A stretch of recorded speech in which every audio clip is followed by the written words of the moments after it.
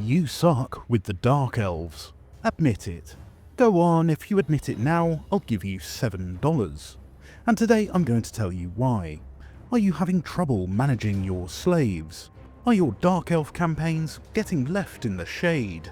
Well, don't worry. Your pal Malice Darkblake is here to look after you, and today we'll be diving deep into why you suck with the Dark Elves, Malekith, and Naggarond as a faction.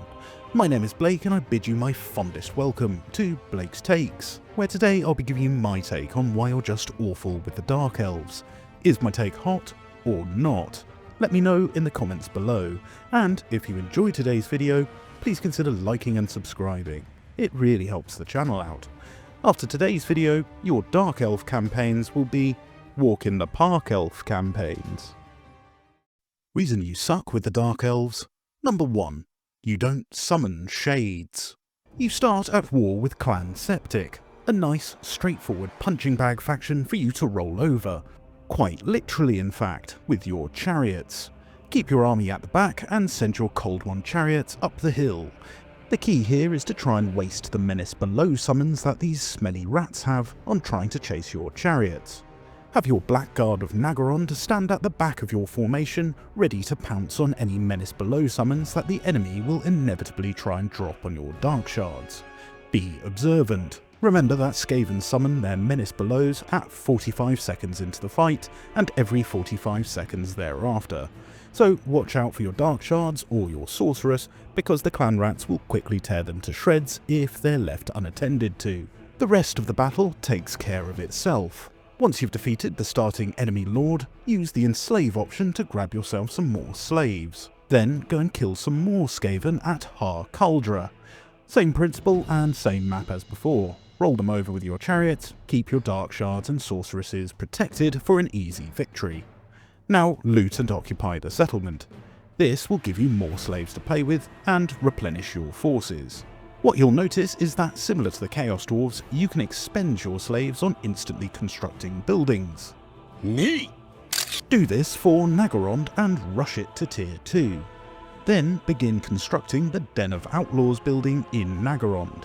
Unfortunately, we appear to be out of slaves to rush this building. So get more. In the meantime, we will recruit 2 units of Dark Shards to pad Malekith's numbers out.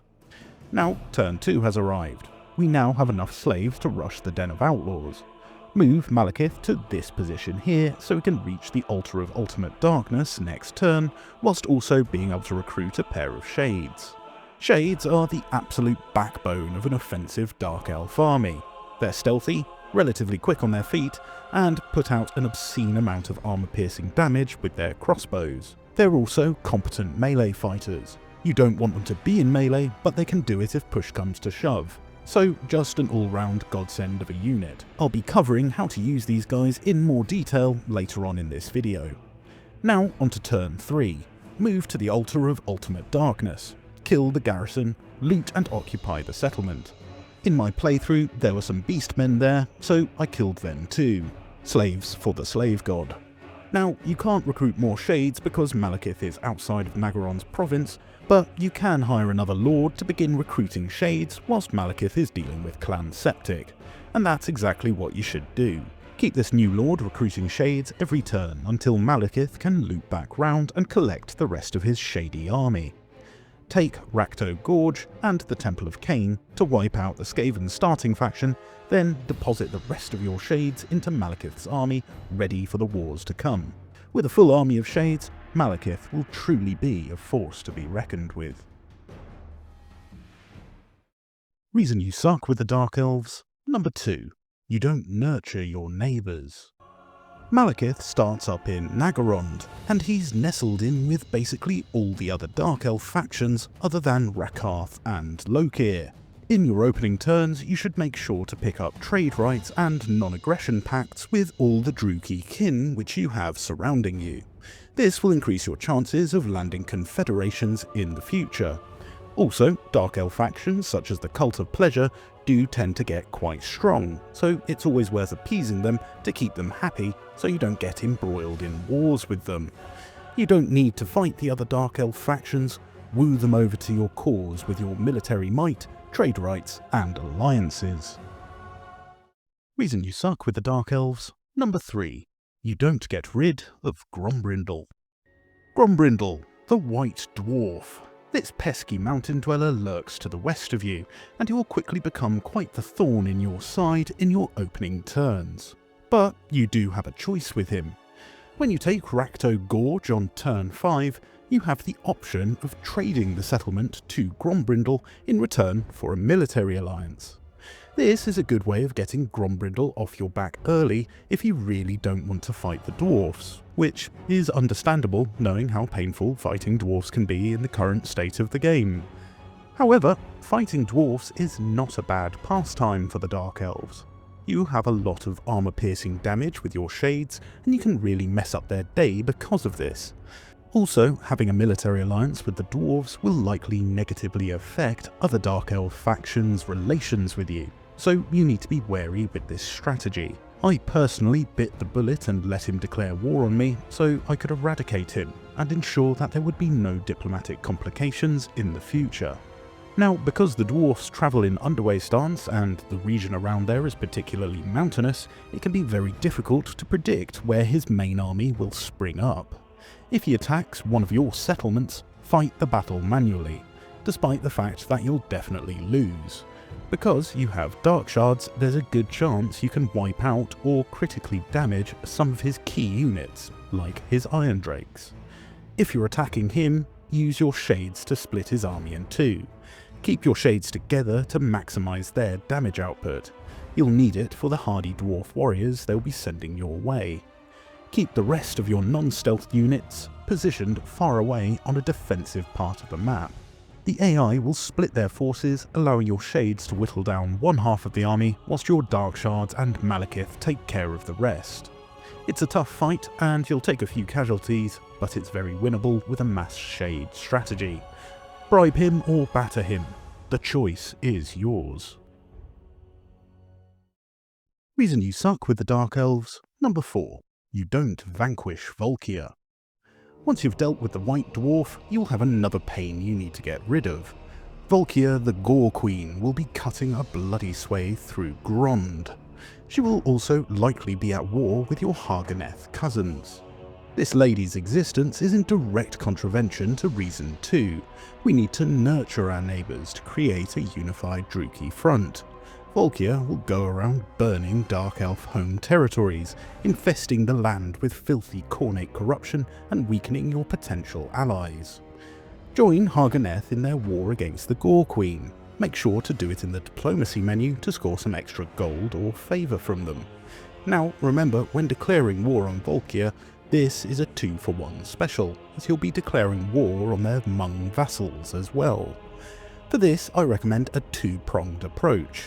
Send off Malekith to deal with Valkia's army, and a second army which you've been recruiting Shades into to head over to the Hmong homelands to dispatch them.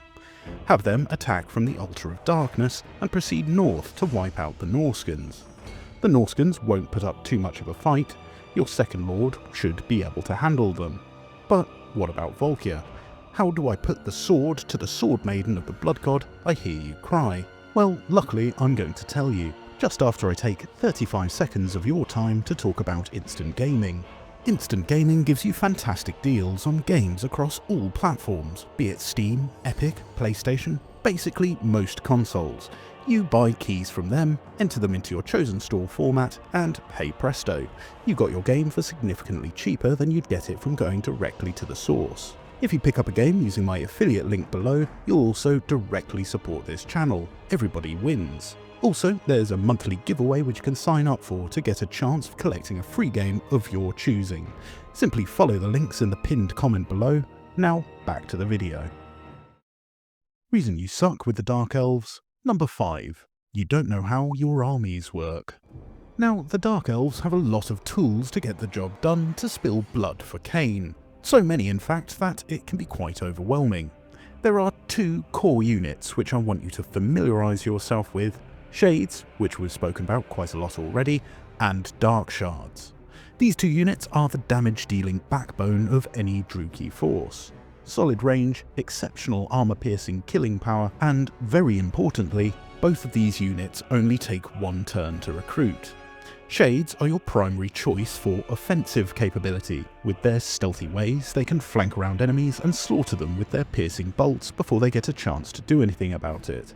Dark Shards, specifically Dark Shards with shields, I really wouldn't bother with the other variant, are a better defensive choice with their silver shields and much lower cost. Great for cheaper defensive armies to patrol your homelands, putting down rebellions, picking up sea loot and garrisoning cities once you've conquered them. Now, to make Shades work, you have to understand your enemy's units. You will either be on the defensive or the offensive, and the units your enemy is bringing will determine which tactics you'll be using. Is your enemy bringing a lot of slow-moving units, like heavy infantry, things which you can easily run away from? Then you'll want to be offensive. Keep your Shades together in 2 lines and attack on one of the enemy's flanks. This will draw their units across the map towards you, allowing you to funnel units into your Shades killing zone. This also works if the enemy has a couple of easily taken down fast movers. As long as you can get some volleys on the fast movers to wipe them out, then you can continue to use this tactic on the rest of the enemy's forces. These tend to be nice, chilled out, easy fights. Now, does the enemy have a lot of fast movers? Things which will reach your shade lines before you can kill them from range. Armies with a lot of chariots, cavalry, minotaurs, a doom stack of dragons, etc. If they do, we need to adopt a defensive formation and lure the enemies into your kill zone. For this, I'm a fan of the checkerboard formation. This allows the units at the back to keep firing whilst the units at the front get caught in melee. To make the checkerboard formation, select your shades and line them up in a straight line. Keep the unit density square, like so. Then hold the Control key and select every other unit in the line.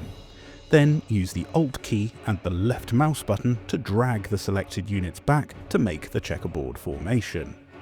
Look for areas on the map which can give you a defensive advantage. Things like steep hills to slow down enemies and increase your damage, or places with natural rock formations which can be abused to funnel units into attacking from the front. Then take a fast moving unit to lure them back, for example a sorceress to drop a few spells on them to provoke them into following her. Then your shades can give them a warm welcome. These 2 units will kill anything in the game, they just need to not be overrun. When you can get them at tier 3, Shades with greatswords are the best pick, as they not only have the bonus versus infantry their dual-wielding cousins have, but they also get armor piercing on their melee damage. They're a bit more expensive, but that versatility is certainly worth it. Shades also carry a lot of weight in auto-resolve. For example, this scenario here. Both of my armies were caught in force march, and they still managed to pick up a pretty good win against this large attacking high elf force. Dark Shards may not be stealthed, but they're significantly cheaper and have that impressive silver shield. They're a solid option against ranged heavy factions like those filthy Asur. Checkerboard formations work well for these guys when the odds are looking grim. I tend to fill out my Black Arks mainly with Dark Shards. Now, you have heaps of other units you can select from, but most of your high tier units like Hydras and Medusas all take 2 turns to recruit unless you have a high tier Beastmaster around who can reduce the turn times. Units like Black Guard of Naggarond can be recruited at 1 turn from Naggarond itself with the prerequisite building, and they're solid anti-large heavy infantry, but you don't really have much to support them outside of Shade or Dark Shard firepower. So if I get their heavy infantry, I tend to only recruit them in small numbers, just to guard the flanks of my firing lines. Now onto heroes, Death Hags are pretty average. Their main benefit is to buff your army's replenishment rate, which is handy as the Dark Elf replenishment rate is pretty low. But truth be told, I didn't recruit too many of these ladies. Sorceresses, on the other hand, are very good spellcasters. You should have one of these in every army. Once they get onto their dark flying horsey, they can become extremely powerful, because they're just so fast. Give them a banner of swiftness and watch them zip around the map, dropping spells on the enemy.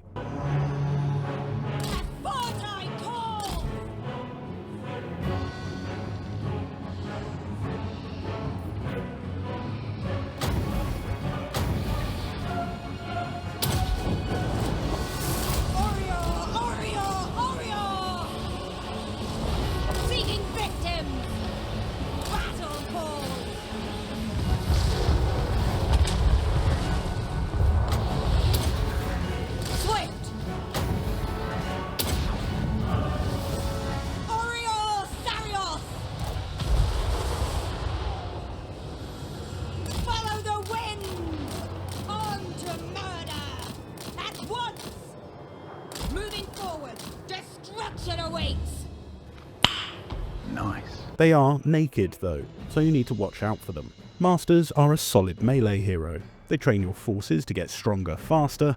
They're just solid. Nothing too interesting going on with them. Useful heroes though, so definitely worth getting. K-Knight assassins are best used on the overworld campaign map to assassinate and assault other armies. They're really good for that. In battle, they're not great, but they can be useful in a pinch. Keep them close to your army so they can detect ambushes and hurt other enemy armies. In terms of your lords, I tend to prefer the male Dreadlord variant with a crossbow, mainly because he gets a Black Dragon mount and he can keep firing that crossbow at enemies whilst he's atop it. The female variant doesn't get this crossbow, so I ignore her. The Beastmaster is useful if you're going for monster heavy armies, but really I much prefer the male Dreadlord, because he also gets a dragon, which is always useful. Supreme Sorceresses I only recruit if I've run out of slots for the Hero Sorceresses. They're very fragile until they get mounts, so I don't really bother with them. Finally, just a quick word about Murderous Prowess.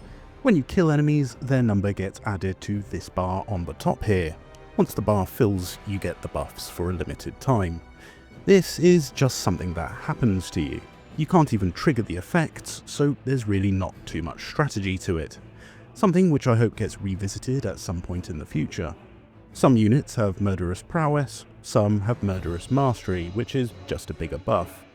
Again, it's something which just happens to you as you kill things, so don't think about it too much and pray that CA looks at it in the future. Reason you suck with the Dark Elves, number 6. You don't know how to use Malekith. Malekith, the Witch King of Naggarond. He is a terrifying lord to behold once mounted on his dragon Seraphon. He'll be able to sling spells at the enemy whilst chewing them up with his black dragon. However, he starts off on foot. As a foot lord, he's a pretty immobile lord at the beginning of the game, so you should really focus on buffing his army's abilities. I go down the red line of skills, taking 3 points in Raid Leader for extra damage from your shades, as well as 3 points in Slaughter Lord for when you start picking up a few more Blackguard. When he gains access to his Cold One mount, then I start picking up his spells. Remember that spellcasters who are immobile are not good spellcasters, so you're much better off focusing on buffing your troops, whilst the sorceress you start with can handle the spellcasting.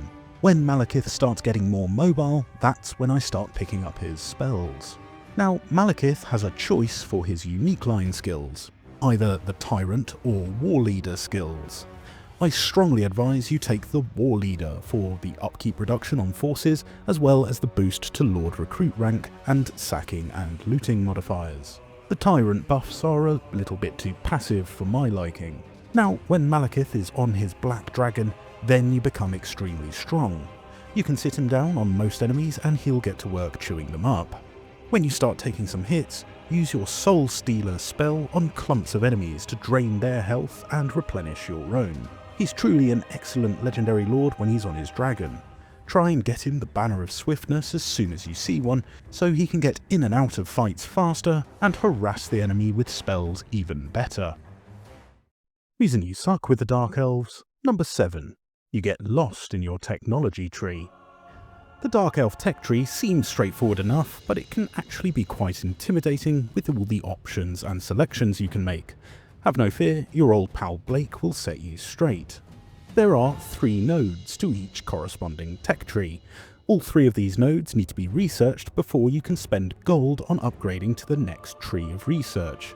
So you'll notice that I haven't researched anything in the first research tree apart from the 3 nodes. I've gone straight into the second tree and picked up reworked crossbows for extra range on my shades and hit and run for extra speed for them. Then I've upgraded again and started decking out my shades with more armour. If you're going for a shade heavy playstyle, then you absolutely want to be focusing your research onto the units which you're using the most. I'd strongly recommend that you follow the same tech tree route if you're following this guide, which I really hope you are. I worked hard on it. So remember, these 3 nodes need to be researched before you can move on to the next upgrade tier. It'll also cost you some gold, but it's well worth it. Extra range and speed on shades is a big deal and will make your battles far easier if you're going for a shade heavy playthrough, which you should be. Reason you suck with the Dark Elves. Number 8. You don't recruit from Black Arks.